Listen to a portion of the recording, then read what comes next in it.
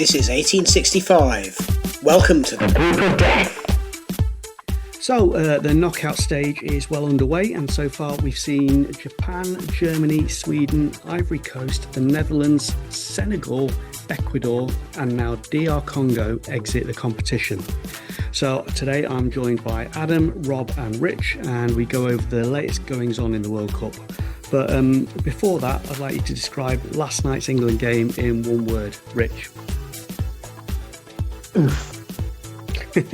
Rob. Relief. And Adam. Knackering. Personally, before the game I was convinced it was going to go to penalties. So just getting the win was enough for me. Also, obviously, one of the things we've got to talk about is Harry Kane, in particular his penalty as well. But it's not just England that's been wondering about refereeing decisions. So we've seen Senegal fall victim to a last-minute penalty yet again. And we've seen, Flanagan get a red card for something that was quite nasty, but not really that malicious. So, Adam, you watched it last night. What did you make of the US red card? I've gone a bit back and forth on it. It's very obvious he goes to plant his foot, right? He's not trying. He's not even looking at the player around him. He's not trying to, go for a tackle. He's just planting his foot. For me, it's not a red card.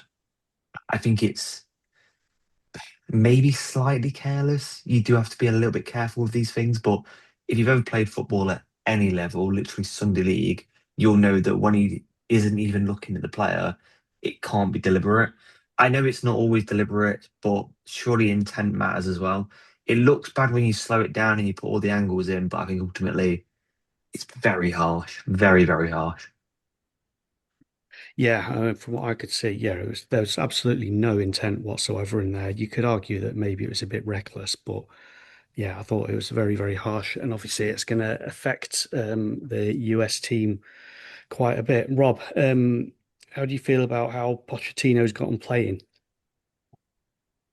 I think they're playing to the crowd a lot. The crowd have really turned up, and I think whenever, even if it's just one home nation, if the home team do well in a World Cup, it's good for the World Cup. We've got three, and they're all still in. He's got them fighting. I think even when they went down to 10 men, it was still the US that were creating the chances. They got the free kick goal from Tillman that was really good. It didn't slow them down. I think the bigger problem with Balogun now is the next match. You've got to go 90 minutes without a striker who's kind of been in hot form for them. Is Pulisic fully fit? Because everyone thought he'd be the kind of main man. That's a big question. A bit like Saka with England, isn't it? It's kind of, is he fit? Are they going to have enough? I think the crowd are behind them, and I think Poch is a good enough manager to get them playing until they meet inevitably a big boy, which is looking like it's going to be Spain or Portugal in the following round if they get through the next one. And Rich, one of the things I did notice, I only watched the highlights, but it's your favourite thing, which is the semi-automated offside where he was like that, where just his arm was onside. Yeah, I mean, again, like you're not allowed to score with your hands, so I'm okay with that. It's not a contentious one in that respect. So I'm not so bothered about that. I think, yeah, where I have more of an issue with VAR actually is the thing that Adam alluded to earlier, which is that when you slow things down, they inevitably it makes it look like there's more intent there than there actually is. And I guess we'll come back to that when we talk about Belgium, Senegal as well. Yeah, and Adam, just one last thing on the US then. So how do you think they're playing? How far do you think they can go? Yeah, I think they've looked good. I mean, I'm slightly hesitant that I don't think they've played anyone outstanding. I think the best team they played was Turkey, and Turkey beat them, albeit probably not the strongest US side. Obviously, not a game that really meant anything towards the tournament. I was quite surprised by Turkey in general that they were so poor in that group. I thought they would win that group comfortably. So, yeah, it's a strange one. But I mean, to their credit, Paraguay knocked Germany out. So you have to kind of look at that and say, well, they won that game 4-1, and it does matter playing in front of a home crowd. And we have seen nations completely lift their levels by playing in front of their home team. We'll kind of come on to Mexico, but they look probably the most informed team in the tournament. So the levels have been lifted, and they've got one of the best managers, I think, in the tournament. I think you talk about international football, you don't always get the most elite managers, but I think Poch is an elite manager. So I think they come unstuck against Belgium. It's not a brilliant Belgium side, don't get me wrong, but I do feel like as soon as they play a really decent side, I think they're going to struggle.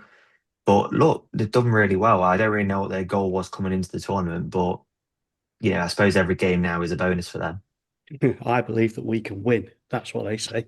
Mm. Um, Speaking of Belgium, then, so heartbreak for Senegal for the second time, but pretty good from them because they've looked pretty ropey for most of the competition. But Rich, they managed to pull it back.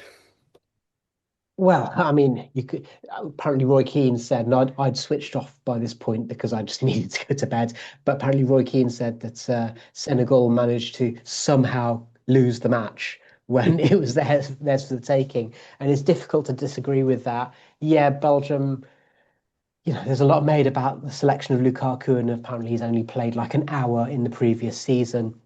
But you compare and contrast with what Ronaldo does for Portugal, he's standing there waiting for the ball to come to him and so on. Lukaku is also standing there waiting for the ball to come to him. But the difference being Lukaku is a team player. When he was getting the ball, he was using his physicality to try and open up opportunities for the players around him. And crucially as well, the way that Belgium are playing, much in the same way as Argentina with Messi, was all built around how can we make the most of this guy who isn't fully fit, who is probably past his peak, but we're working around that to make the rest of the team work.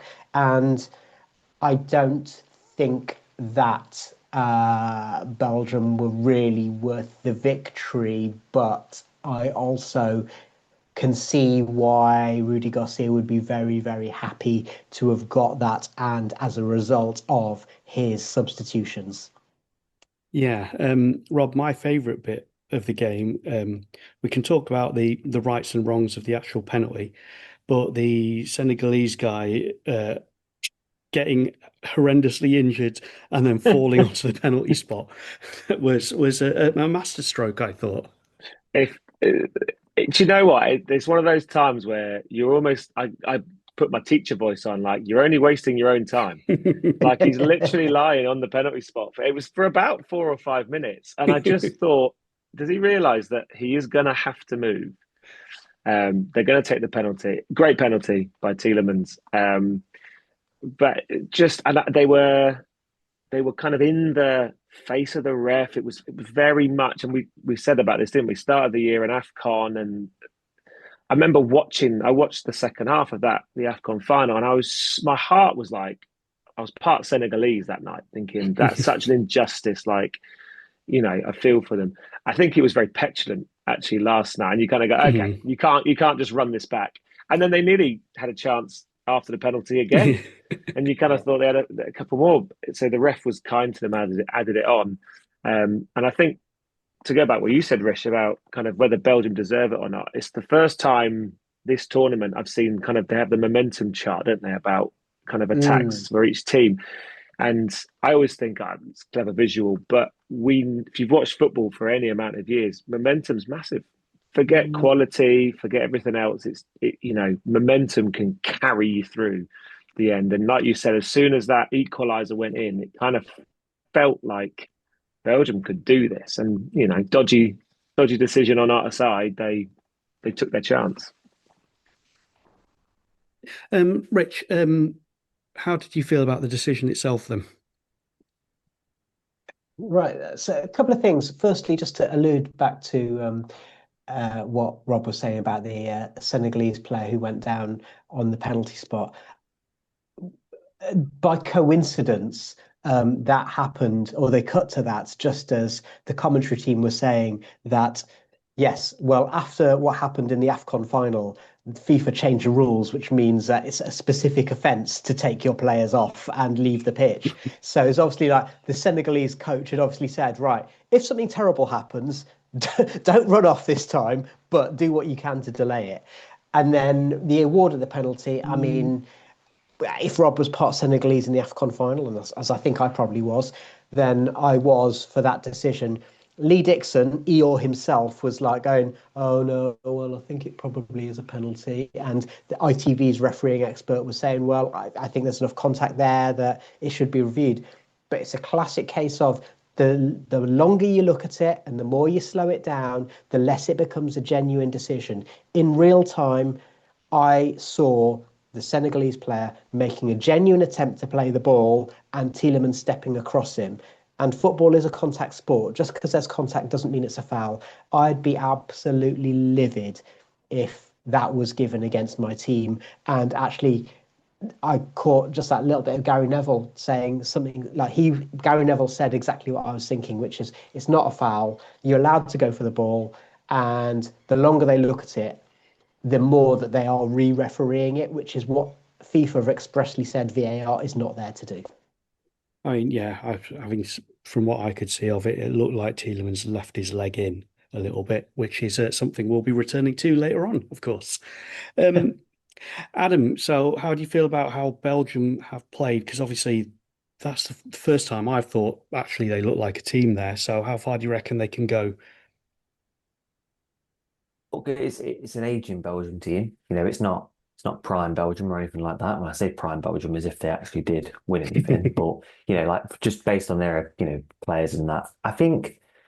Look, I mean, the extra time against Senegal, I think they played well. I think the sort of last genuinely 10, 15 minutes against Senegal, I think they played well.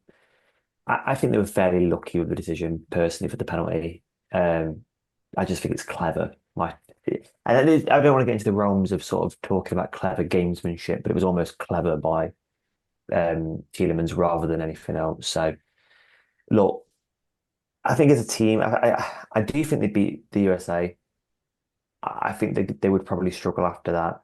I don't think this is a tournament that they probably feel they can win. I think they're a team in transition. They do have some decent young players coming through as well. But I think this tournament is just a case of let's see if we can get anything out of the older players in the squad. Let's see if we can squeeze that last little bit of life out of them for this tournament. See what happens. There's not really a lot of expectation on them as a team, but yeah, I think I don't think anyone would be too worried about coming up against them. And to be honest, I think the US probably look at that game and think maybe we'd rather play Belgium than Senegal, just purely because of how Senegal have played this tournament more than anything. Yeah, absolutely. Two high energy teams going against each other, whereas Belgium don't look like they've got 90 minutes in them necessarily. As you say, it's like 20 minutes of their actual work rate. The last one I want to just touch on before we get to England is because obviously it's a bit relevant, is Mexico against Ecuador. So, Rob, did you see any of that one? So I watched the highlights the kind of the morning after, like many of those kind of late games. I think what worries me is that Mexico absolutely blew Ecuador away in the first 45 minutes. And I think Ecuador came in to the tournament as one of the people were talking about them as, I don't want to say dark horse, everyone says that, but a team to watch, will hold their own. And I thought they were unlucky against Ivory Coast in the first game. They lost at the end and kind of had quite a tough group. But if there's one thing we thought, okay, Ecuador, one of those South American teams, wily, will be able to kind of stand up to the fight. Mexico just looked head and shoulders above them, and you're talking about a front line that's really clever with where they play, including Raul Jimenez, who's now a championship striker, and we wouldn't disagree with that. And Quinones, who's had a really good tournament on the left wing, but is again playing with a lot of stars, not in one of the major leagues. And I think that they are representing their nation with such passion. And I think the Azteca is going to be England's biggest challenge on Sunday night. Not to kind of go too far to the preview, but I think that's the biggest problem because you get to half time and it was game over. Ecuador kind of came back into it. They grew into the second half, few half chances, but it was done. The match was over. And that's a real fear with this England team. This is 1865. Welcome to the Yeah, actually, yeah, just coming to England, then we might as well dive straight into it because it was an experience last night. Adam, Jed Spence, yes or no? Oh, this is a heart and head one being a Forest fan, isn't it? Really is. Um, no, to be honest, no. I don't think he's good enough to play for England. I really, I Tuchel is very much one of those managers that strikes me as I like this player because he does this X part really well. This is what I want this player to do, and I want him to do exactly that. It's weird with Spence because Tuchel seems to hate him. Like Yeah. he berates him and shouts at him on the touchline. Like you see the training clips, and it's always Jed, Jed, Jed, Jed, not doing what you want him to do. And it's like, whilst right, look, Reece James is a fantastic fullback. You go into a tournament relying on Reece James to stay fit consecutively for that amount of football, you're going in planning to fail, in my opinion.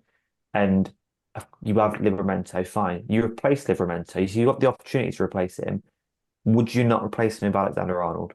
Whether or not you think that Alexander-Arnold's fantastic defensively, whether he had a good season for Real Madrid, whatever it might be, he's a natural right back and he's a good right back. He's an elite right back. He should have been in the squad in the first place, but you actually had an opportunity to bring him in and you brought in Chalobah because you liked him at Chelsea. I think that's the only reason I can think of for Chalobah. So it's a strange one for me, and I don't know what we do against Mexico because I think if you play Jed Spence against Mexico, you can have a torrid, torrid time.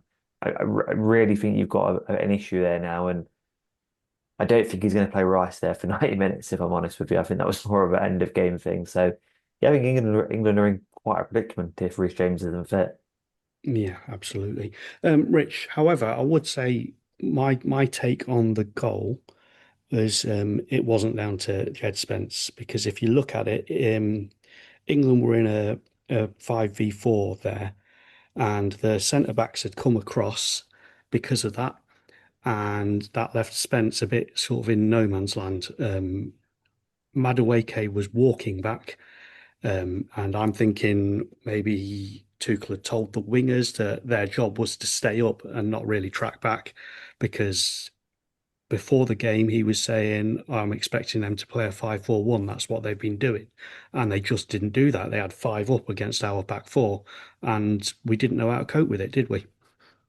No, I mean, there's quite a nice piece I think on the Athletic, which is pointed out by Michael Cox, who's brilliant when it comes to talking tactics, and he was pointing out that yeah, Tuchel anticipated one thing, or he anticipated a number of possibilities. The one that he didn't anticipate was that Dr. Congo were going to play with wingers, and they did, and it meant that his plan of playing Jed as a right back was a bit scuppered, and even Nico O'Reilly at left back, who I think is a perfectly decent left back and probably England's best left back in my opinion, but yeah, playing against wingers wasn't part of their plan, and I mean I have to say that.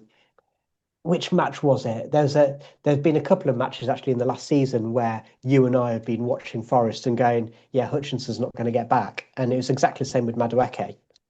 Um, let's think about using the Forest perspective in the Europa League semi-final. There's two goals that McGinn scored after Forest had changed formation. Hutchinson was supposed to be playing as a wing back and offering absolutely no protection to his left-sided centre half, and that's what the goal that was conceded was. And no, it wasn't Jed's fault. I do think that look, we had this conversation about Scott McKenna last week, didn't we? It's like Scott McKenna loved him for Forest, good player. Is he good enough to play international level football? Probably not. And it's the same with Jed. And in Jed's case, got loads of ability. We all know about the Neil Warnock drive, Premier League or non-league. Um, I don't quite think he's got the footballing brain to play top level football. Um, so the fact that he's been second choice left back at Tottenham does not mean he's first choice right back for his country. Rob, I'll come to you in a sec, but you've just made me think of something there, Rich, actually, which is, and Rob, obviously not being the Forest fan, is going to exclude him a little bit. I can remember Steve Cooper saying about Jed Spence that the thing with him is he needs to be treated exactly right to be a decent footballer, and that's why he struggled under Warnock because Warnock basically sounded like he yelled at him all the time, and then we're seeing Tuchel doing the same at him now. Oh yeah, absolutely. I mean, that's very, very clearly the case. He's for whatever reason, and I'm not attaching any blame either way, but you do have to treat him the right way. And it also has to be said that um, when we saw him playing his best football for Forest, it was predominantly when he was playing as a wing back. He did play as an orthodox fullback on quite a few occasions, and he did well. But that was also when Forest were playing as a 4-2-3-1, where he had that great relationship with Brennan Johnson. And although Brennan wasn't great at tracking back, then you had Yatesy dropping back into that kind of right half position as well. And you can't well, maybe you should be able to, but you can't always rely on that as you get above the levels because every player has to be able to achieve levels as well as the team achieving levels. Rob, so however, Tuchel is known for his tactical brain and making changes on the fly. When the first advertising break came in, he did get everyone round. He did make a change, and England started to look better, forcing a few saves off their keeper. However, I mean they were decent saves, but they're not like world-beating saves, were they? No, I'm a big fan of American sports, but let's not call them quarters. I don't think we're there yet. But although I will say, and I've written, the hydration breaks, I'm not going to boo them because they were our savior. I think in both halves, you saw this difference, that kind of that window in for 2 minutes where Tuchel can give them right. You can almost break the game down into these manageable chunks. First 22 and a half minutes were shell shocked. I think after that, I said to the people I was watching it with, I said, this is going to sound like a really silly comment, but I was more pleased for those chances that we were creating good chances. Yes, the keeper's making a good save, the Bellingham header, even the one he saved with his baby makers right at the end from Kane volley at the end of the first half. I was like, that suggests that you can create another one. You've not kind of worked for 45 minutes and made one amazing chance. It's like you've got 3 or 4 or 5. And Bellingham at one point, I think he made an excellent save. He almost gave the keeper a hug afterwards, and it was like the ultimate respect. But there was a tweak. There was something that this team needed to almost reset them. And it happened again in the second half. And that ultimately was the big one, along with the changes. But we were creating stuff. And we should also say it's the third game in a row against a team who are significantly lower down in world rankings and expectation, and therefore playing with real freedom. I would say Ghana, Panama, and Congo really represented themselves well. But they also could come in, and it's all on New England. They can put all the pressure on England to have the ball to do things. And England have come out of that, not with flying colours, but we've kind of passed that test. And I think it now gets harder in a different way. But I wonder if now we get to see the next part of Tuchel and that tactical brain, because now we actually get to see us play against a different team. Yeah, absolutely. Adam, I just wanted to touch on one thing again as Forest fans. Not that he's our player anymore, but I think last night it used to really annoy me under Dyche when Anderson would have an absolutely amazing game, and the post-match interview, Dyche would just go, he's got a lot to learn. But last night showed he does have a lot to learn, I think. Yeah, I think there's many times at the Forest where you'd commend him for doing the really difficult stuff, and then he'd actually be able to do the difficult stuff really well. Click the heel together and the ball goes past 2 players, or a nutmeg and then a 30-yard pass and stuff, and that was great. I think last night it just felt like everything he was trying wasn't really working. I think he and Rice were both being pulled out to the left back and right back position because of the wingers. Like you say, I think both fullbacks struggled massively last night. So then you have Rice and Bellingham sort of trying to tuck in and help the fullbacks, but then they were completely open down the middle. So I think last night was just completely systematic for both Rice and Anderson. But look, it was a tough night. It was a tough night for quite a few players. I get frustrated, and I'm sure you're all the same when you go on Twitter and you see people say, "Oh, £116 million player. I've not seen that. He's no better than X player or this player or that player or that player." And it's just like, I think if you watch Anderson for a full season of football, he's worth every penny that he's gone for. I think he's better than Rice was when Rice went from West Ham to Arsenal significantly. So I actually think that you're paying a decent amount of money for the player, but it was a tough one last night. I don't think people are going to appreciate what Anderson's great at until he's doing it week in, week out for City, which is a shame that that's how it is. But unfortunately, that's sort of his modern day football, isn't it? If you're not doing it for a big six club, it doesn't matter. And Yeah. that's the mindset of a lot of people, unfortunately. I'd also add to that, just for Forest, for England, he's almost playing Sangare's role, and Rice is playing his role. So we don't actually get to see him do the close control and the gliding past players in the same way.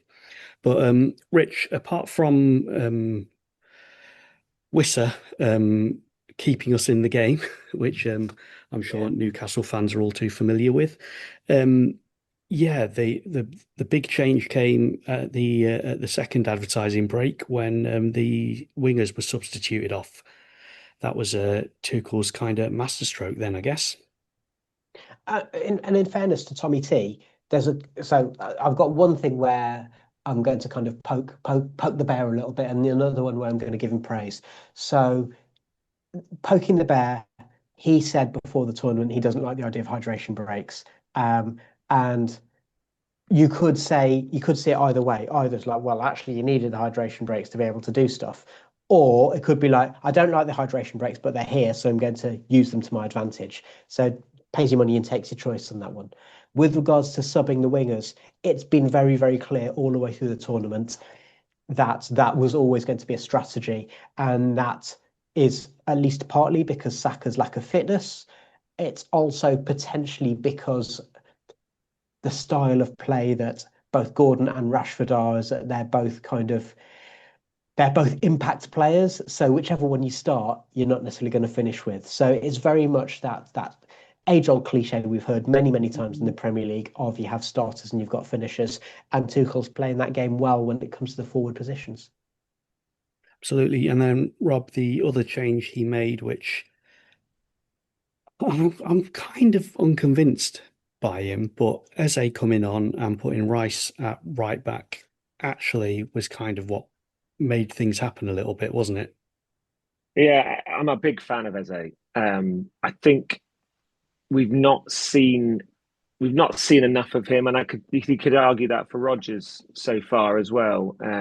He's not had enough to kind of really showcase why he deserves to be England's winger or number 10. But there was one touch he made maybe 5 minutes after coming on in the 10 position, and the the Congo kind of defender, almost like midfielder, flew into him and he controlled the ball dead, and he turned and he passed it.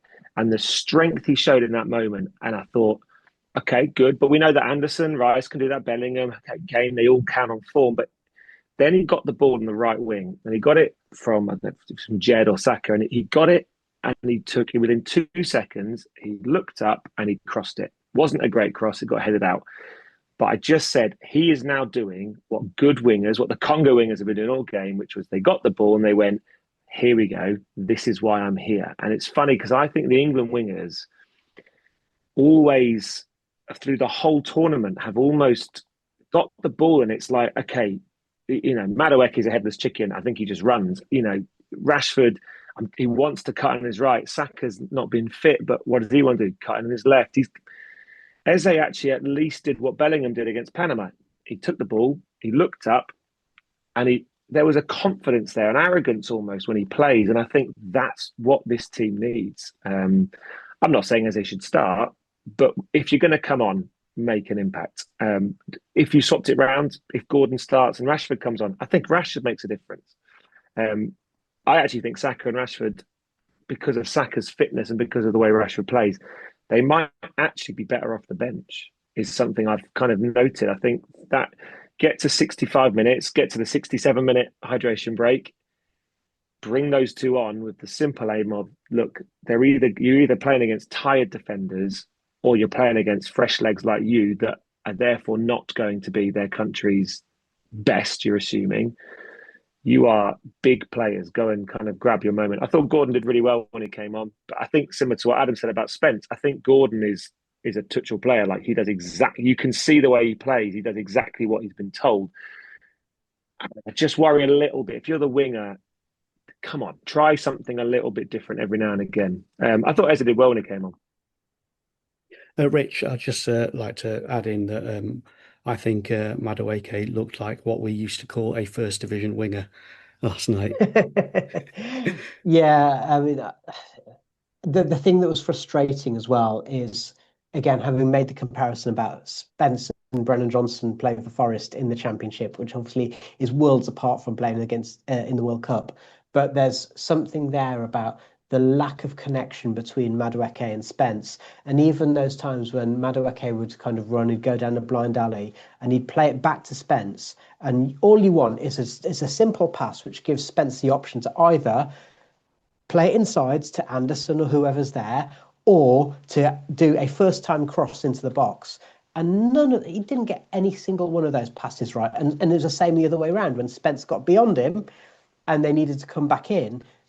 Simple passes. And yeah, there was just, again, just an annoying, it's just so frustrating when you see players who you know are capable of more not doing the simple things. Yeah, absolutely. Adam, just one last thing on the England game. I've always said that the three greatest players in the history of football are Diego Maradona, Zinedine Zidane, and Lionel Messi, because those three players won a World Cup single-handedly. Harry Kane, do you think he can do that for us? Maybe, to be honest. I mean, like, look, you guys know me from Forest fan. I'm quite optimistic normally. I'm really unapologetically, frustratingly, like, ambitious and like dead positive when it comes to England as well. And I think Harry Kane is the best striker in the world. I don't think it's even. I don't even think there's a close second. I think just for what the amount of goals he scored. I mean, he's had the second best statistical season in the history of the game behind Messi's incredible season that he had all those years ago. So I just think that with that type of player, sure. I mean, the second goal last night was just outstanding. Didn't really come from an awful lot, and just keeper had chances. I don't understand how he My did it, because it was almost like he was falling over and he got that much power on it. Yeah, he just strikes the ball so well, and that's what it comes down to. But my concern, to be honest, is that if you don't get in the ball and you don't get in the supply line, I know a lot of people like it. I don't like when he drops to be a defensive midfielder. Whilst he's great at it, and whilst he's a brilliant passer of the ball, it just reminds me of all those years ago under Roy Hodgson when he was taking corners. I think you're using an element of his skill set that he can do, but just because he can do it doesn't mean that's where you want him. Because then I often feel like he sprays the ball out to the wingers. The wingers look up, maybe even beat a man. They look up and go, right, who's this going to? Jude arriving late, but if he's not there, who else is it going to? And that's happened every game so far. So I just think that if you're gonna want to play Kane in that way, I'd almost be tempted to say to Anderson, look, you do exactly what Kane does, right? If you get that ball and you can spray it out there, spray it out there. Say the same to Rice. If you can get the ball, spray it out there. Let Harry be up front, play as a nine, and he will do what he did last night. And when you're playing in the Azteca against Mexico in a ridiculously tough game of football, he might be the difference if you let him do that.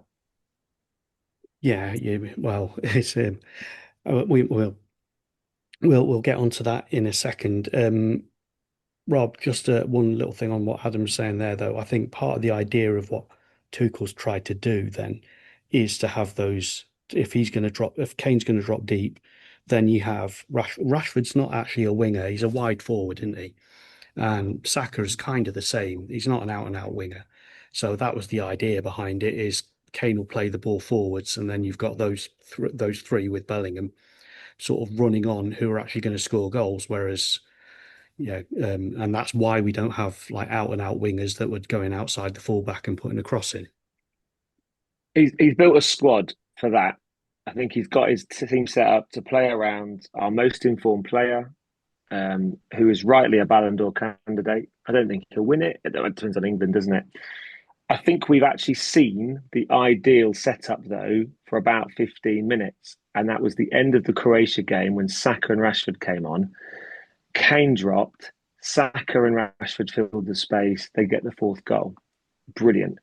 Gordon can do it, but I still think I think he's suffering a little bit from what Anderson is. And I think it's this, they're still feeling their way into the team, almost like, well, I'm not one of the big players. Like Anderson, I think the few times he's really stood out is when he's grabbed the game by the scruff and he's just gone, well, I'm just going to run in and win the ball and forget the kind of, wow, maybe I should stand here so the better players can. No, just go and play your game. And I feel like that works. Kane can drop if you've got Jude being that I'm the best player in the world, and you've got Saka and Rashford kind of coming inside. It will definitely work.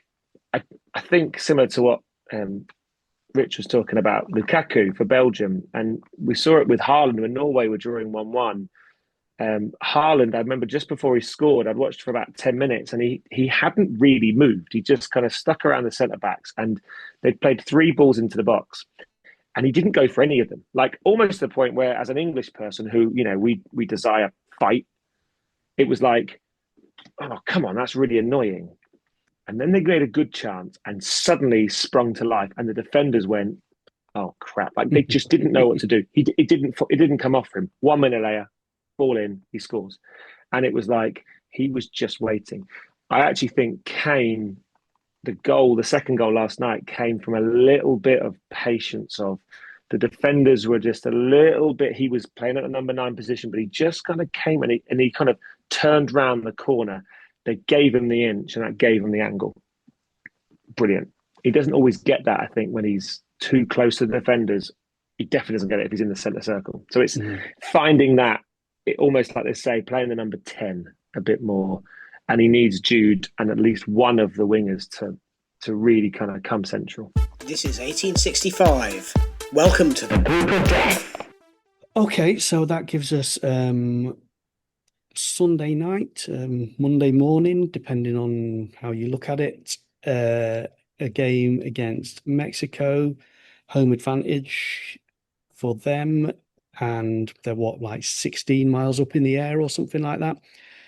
Rich, I've been reading about altitude and what it does to people, and apparently the best thing to do is to spend 3 weeks acclimatizing to it. And if you can't do that, then to go out onto the pitch, get to arrive rather, and then go straight onto the pitch with like less than an hour so that your body doesn't have time to realize what's going on. But of course, England don't have either of those options. What are we going to do? Well, I was thinking back to what Rob said in the first part of today's discussion, which is that, Mexico blowing the opposition away in the first half, they do that because the opposition are likely to literally run out of puff in the second half.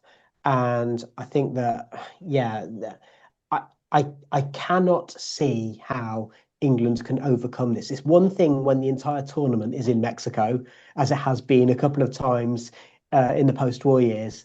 It's another thing when you are traveling, doing a lot of traveling. And by the way, I have a real issue with having tournaments spread over multiple countries because of the air miles and the emissions involved. But then also what you've got is Mexico having home advantage in the Azteca, having the acclimatization to the heat and to the height. And it just makes it, no pun intended, but it's there. It makes it a massive mountain to climb. Rob, however, I was reading a thing about Tommy Tuchel again, and apparently when he was with one of his German teams, I can't remember which one it was, the one that won the Europa League. And there was a game in that where he said, we did our preparation. We prepared for absolutely everything apart from penalties. I completely forgot that the game might go to penalties. And so we weren't ready for it at all. And that's why, no, yeah, it can't have been the Europa League one. It must have been before that. But yeah, we weren't prepared for penalties at all. And that's why we lost. So since then, I make sure that I prepare for absolutely every possibility. So England must have been doing something for this. His interview last night was interesting with a few different kind of outlets, and he basically said we don't have time to acclimatise, which again makes sense. Like you said, 3 weeks, and it's what, less 4 days, less now. They said the same before this game against Congo, because there was so many possible outcomes of where England could finish in the game against Panama, and then who the opposition, because it changed over the round 3 fixtures of who we were going to play. It looked like it was going to be Senegal, then it was Congo, and so the FA had this crack team that are trying to tactical analysis, and you think, well, we can all get a hold of tactical analysis to a certain extent. I think they probably mean to more of a level. This was always a very likely possibility. Playing Mexico in Mexico City, the Azteca. I think the 2 games I've seen in Mexico, I watched the first game, the opening ceremony, and then I watched the highlights of the round of 32. And we've just said it, they blew teams away first half. Teams almost didn't know what had hit them. I think England need to play this like a boxing match that's going to go the full distance. And they need to be very tactical and conserve some of that energy for the second half, for the last sort of 6 rounds. Because I think if they can ride out that early storm, that they didn't do very well against Congo, and they haven't done massively well against other teams, I think if they can ride out that early storm, there's such a big chance and opportunity. But my fear is just, are we going to see a complete repeat again where the ball falls to one of their wide men? I don't think it'll be Jimenez, but it just falls to someone. Midfielder breaks in, and you go, who's picking up him? And it's just, I've not been massively pleased with Pickford this tournament. He's not had a huge amount to do. He's made some silly choices, hasn't he? He was lucky against Ghana. I don't think he's made Croatia second half. He made some good saves, and that kind of settled him down. I feel like if we're going to be optimistic, there's going to be a storm early on, and Tuchel will know that. Pickford needs to make a couple of big saves. If he does that, I think it calms everything down. And I also think, I know it sounds ridiculous, England need an early goal. I think this England team, need to score first. And I know we've just won a knockout game for the first time since 1966 when we've fallen behind. But we all agree there was a touch of fortune. Like we said, Vissa should have made it 2-0, and that's a different game. And I think there's a very clear plan, and I think this is why we bought Thomas Tuchel in, because he can make a plan to take a team that's not necessarily the best in the tournament, but can get them in that position. And this is why I brought him in. I'm really looking forward to seeing how he kind of puts together some sort of masterclass. Rich, if he's prepared for everything, go to a back 5. He doesn't, though, does he? I think, if anything, what's maybe more likely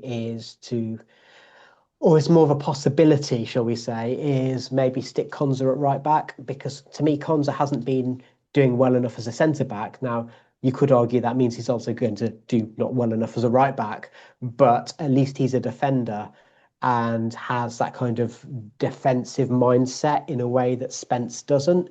Obviously, I think it would just be ridiculous to start with Rice as right back, because you're taking one of your best, one of your most pivotal players out of their natural position where they can be effective. So I think this is one of those things where, it's a bit make do and mend, isn't it? And I do see him sticking with the back 4, but I think maybe Stones and Gahey at centre half, and then Konza at right back. And then last thing, Rob, there was the whole thing before the Ecuador game. They complained about the Mexican fans outside the hotel. So that's going to be something else for us to deal with, isn't it? They need to have a good quality supply of earplugs, don't they? And oxygen tents. I mean, just to be really sadly, boringly serious for a second. Obviously, there were 3 fans who died in the celebrations after the Ecuador match, and I wonder if obviously it's going to be a very somber occasion, but also one where the fans will want to get behind their team. Obviously it's an absolute tragedy that fans die. That's horrible. It will be interesting to know how that affects the atmosphere, and whether that kind of puts a dampener on Mexico, because we know this isn't the best England team. As Rob said, Mexico will be wanting to come roaring out the traps. If it starts on a somber note, who knows what effect that will have. Exactly. So we're going to leave it there for now. My thanks to Adam, my thanks to Rob, my thanks to Rich for their views, and thank you to you for joining us today. We'll see you again, bleary-eyed and out of breath, but hopefully joyful early next week. And until then, just remember, just a note as well. I mean, bearing in mind that we are also a Forest podcast, in the next couple of days, we will have some reaction to the news that broke during the England match last night, which is that Vitor Pereira has vacated the managerial hot seat, and it looks as though Oliver Glasner is being lined up to be the new Forest boss. So keep an eye on your feeds for a podcast covering that in the next couple of days.